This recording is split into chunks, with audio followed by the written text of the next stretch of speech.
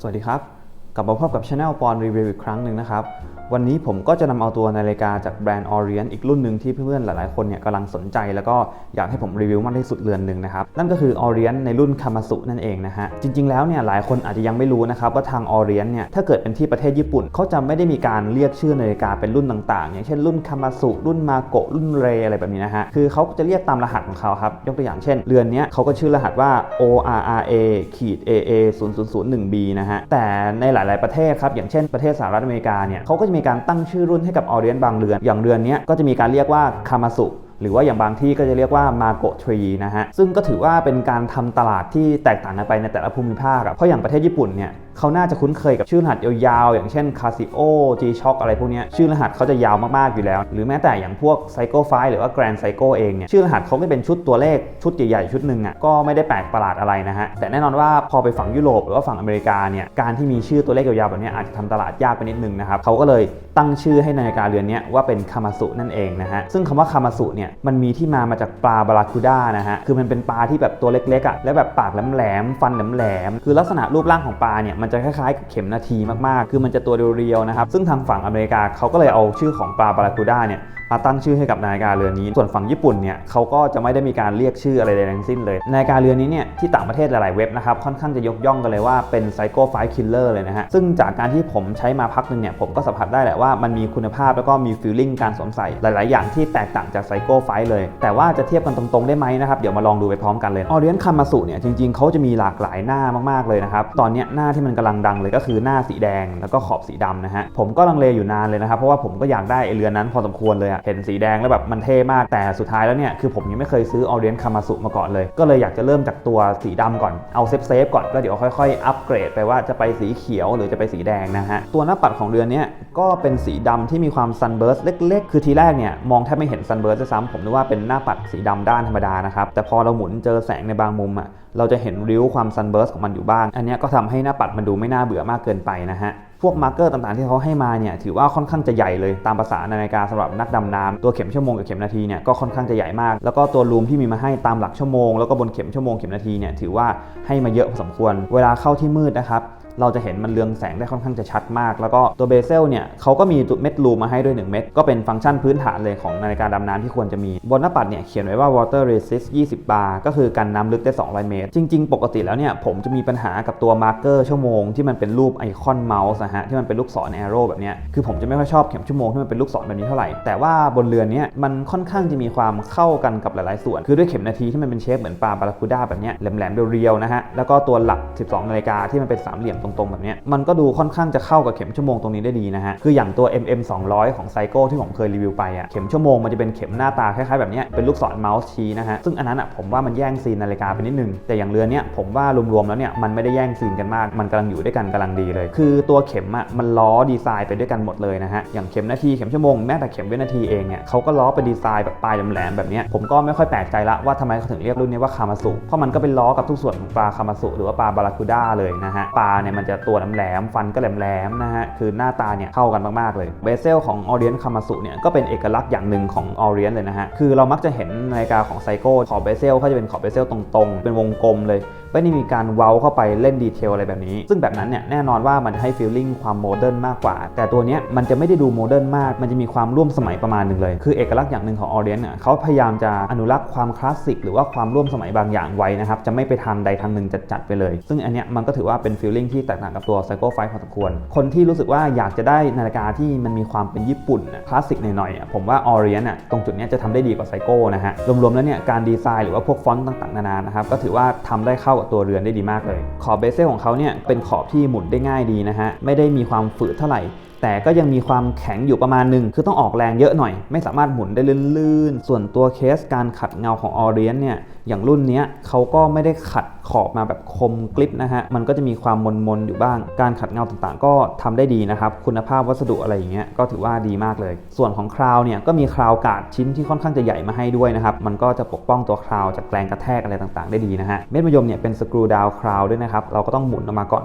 เพื่อจะใช้งานอันนี้ก็จะช่วยในเรื่องของการกันน้ำนะฮะดึงออกมาทีนึงก็หมุนขึ้นหมุนลงเพื่อปรับวันที่เรือนนี้วันอาทิตย์ให้มาเป็นสีแดงด้วยนะครับแต่พื้นหลังของวันที่เนี่ยเสียดายมากเลยที่เป็นพื้นสีขาวนะฮะมองตรงนี้อาจจะขัดใจนิดนึงดึงมาอีกทีนึงนะครับก็สามารถหมุนปรับเวลาได้อันนี้ก็ฟังก์ชันมาตรฐานทั่วไปพอตั้งเวลาอะไรเสร็จแล้วปั๊บเนี่ยก็หมุนกลับเข้าไปนะครับคือที่เมืองนอกผมเห็นรีวิวหลายๆคนเขาบอกว่าเรือนนี้เขาใช้ไปมันจะมีความคลาดเคลื่อนประมาณบวกวันละ 4-6 วิก็เป็นสเปคที่เราอาจจะต้องไปเทียบกับนาฬิกาไซโก้ในเลนส์ประมาณ10,000 กว่าบาทเป็นต้นไปนะฮะความเที่ยงตรงเนี่ยถือว่าใช้ได้อยู่แต่ผมยังไม่เคยวัดจริงๆเพราะว่าผมจะไม่ได้ใส่ทุกเรือนได้ตลอดเวลาเพราะผมมีนาฬิกาค่อนข้างจะเยอะนะฮะบางเรือนก็จะนอนแช่ไว้ในกล่องยาวๆเลยจะเอามาใส่ทีนึงก็ต้องหยิบขึ้นมาแล้วก็ขึ้นลานด้วยมือแกว่งกันไปแกว่งมาอะไรแบบนี้ก็อาจจะทำให้เกิดความคลาดเคลื่อนได้มากขึ้นส่วนฝาหลังของเรือนนี้นะครับถือว่าเป็นฝาหลังที่ค่อนข้างจะนูนขึ้นมาพอสมควรไม่ได้มีการโชว์เครื่องกลไกอะไรเสียดายนิดนึงแหละที่เราไม่ได้เห็นพวกเครื่องข้างในของ Orient เพราะว่าหลายๆคนจะมีความรู้สึกเหมือนผมก็คือถ้าเกิดมันมีความโชว์เครื่องนิดนึงนาฬิกามันจะดูแพงขึ้นหลายเท่าไม่รู้ทำไมนะฮะแค่เห็นเครื่อ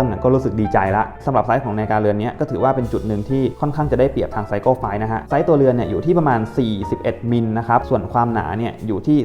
12.8 มิลซึ่งไซส์ตัวเรือน41มิลถือว่าเป็นนาฬิกาดำน้ำที่ใส่ใช้งานในชีวิตประจำวันได้อย่างง่ายเลยนะฮะเหมือนกับว่ามันจะเป็นนาฬิกาที่เหมาะคนข้อมือเล็กมากๆเลยคืออย่างผมข้อมือผมเล็กมากนะครับเวลาใส่ไซโก้ไฟก็ต้องแบบทำใจล่วงหน้าว่ามันจะล้นมันจะใหญ่เถอะทะนะครับแต่ตัวนี้ก็ต้องบอกเลยว่าเป็นนาฬิกาที่ใส่แล้วแบบรู้สึกสบายข้อมือแล้วก็พอดีข้อมือมากๆเลยไม่ได้เคอะเขินอะไรเลยเรามาดูส่วนของสายของเรือนนี้กันบ้างนะครับด้วยความที่สายของเรือนนี้มันจะมีลักษณะสไตล์คล้ายๆกับตัวไซโก้ซาร์ฟก็คือข้อกลางเขาจะมีความเล็กกว่าปกตินิดนึงนะครับซึ่งหน้าตาแบบนี้มันอาจจะมีความดูเป็นนาฬิกาญี่ปุ่นอยู่พอสมควรคือมันจะไม่ออกไปทางสายของนาฬิกาโมเดิร์นมันก็น่าจะเข้ากับตัวหน้าตาของนาฬิการวมๆได้ดีเหมือนกันแต่สำหรับผมเองผมจะชอบสายที่ข้อกลางมันใหญ่กว่านี้มากกว่านะครับเหมือนอย่างพวกในโรเล็กซ์อะไรแบบนี้ผมจะชินกับแบบนั้นมากกว่าตัวสายก็ถือว่ามีน้ำหนักที่โอเคเลยก็เป็นมาตรฐานเดียวกันกับพวกไซโก้ไฟสปอร์ตที่ราคาประมาณ10,000ต้นๆนะฮะส่วนตัวบัคเกิลก็เป็นบัคเกิลแบบล็อก2ชั้นแบบนี้ซึ่งก็ช่วยทำให้การใส่มันดูแน่นหนามากขึ้นสแนปเข้าไปก่อนแล้วก็ล็อกอีกทีนึงแบบนี้เวลาจะถอดก็ต้องบีบตรงนี้ออกมาด้วยนะฮะเดี๋ยวผมลองขึ้นข้อมือให้ดูกันเลยนะครับข้อมือ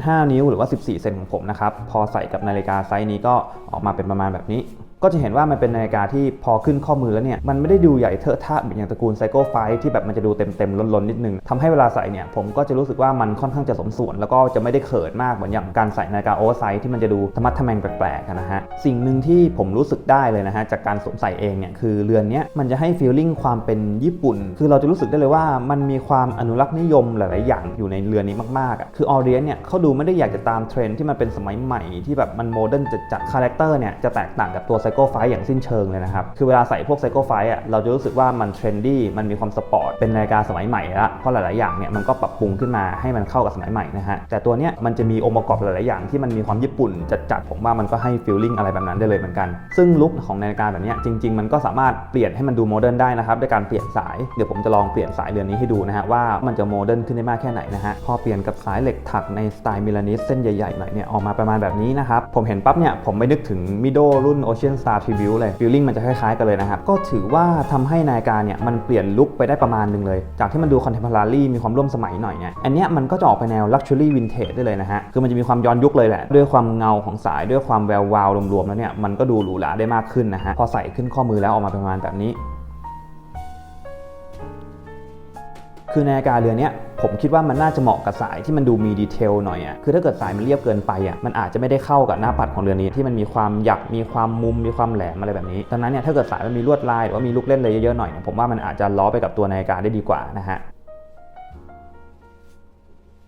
เดี๋ยวรอบนี้จะลองสาย MN Strap คือสายไนลอนสีมันเป็นสีที่ถ้าเกิดเราเอาไปใส่กับนาฬิกาสีดำๆมันจะได้ฟีลลิ่งแบบนาฬิกาทหารสุดๆเลยไม่ว่าหน้าตานาฬิกาจะเป็นยังไงนะฮะพอมันมาอยู่บน Orient Kamasu ก็ถือว่าใช้ได้เลยเหมือนกันมันก็จะเปลี่ยนลุคให้นาฬิกาดูมีสีสันแล้วก็ดูน่าสนใจขึ้นมาในประมาณหนึ่งเลยนะฮะสวยใช้ได้เลยสีนี้เดี๋ยวลองเส้นต่อไปนะครับต่อไปเป็นสายยางสีดำกันดูบ้างนะครับว่าจะเข้ากันไหมอย่างที่บอกว่าสายเราควรจะหาสายที่มันมีดีเทลมีเส้นๆอะไรแบบนี้นะฮะถ้าเกิดอย่างสายเรียบๆคลีนๆแบบนี้ไม่มีลวดลายอะไรเลยผมว่ามันอาจจะดูเพลนไปหน่อยก็ดูดีเอาเรื่องเหมือนกันนะฮะแน่นอนว่ามันก็อัพลุคให้นาฬิกาดูสปอร์ตได้มากขึ้นเยอะนะฮะและยิ่งสายแบบมีความหนาสุดๆแบบนี้ด้วยเส้นหนึ่งมันประมาณ100 เดียวเองผมว่าคุ้มมากOrient Kamasuบนสายยางสีดำนะครับออกมาประมาณนี้ ดูเป็นนาฬิกาสปอร์ตขึ้นในประมาณหนึ่งเลยคือถ้าเทียบกับสายเหล็กที่เขามีมาให้อ่ะผมว่าการเปลี่ยนสายเป็นแบบนี้ทำให้มันดูเทรนดี้ขึ้นดูอายุนาฬิกาลดลงเยอะเลยนะฮะวัยรุ่นขึ้นมาประมาณหนึ่งเลยอ่ะเราจะใส่ไปทำงานใส่ไปเที่ยวใส่ไปแบบ casual watch อะไรอย่างเงี้ยมันไปได้สบายๆเลยนะฮะแถมอีกเส้นหนึ่งนะครับเส้นสุดท้ายจะลองเป็นสายนาโต้แบบสายผ้านะฮะออกมาเป็นแบบนี้นะครับ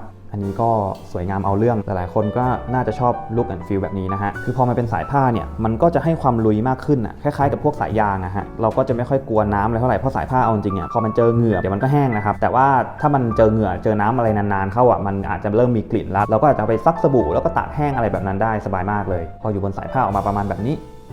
มูดแอนด์โทนมันก็จะดูคลีนขึ้นนะครับสวยงามมากๆเลย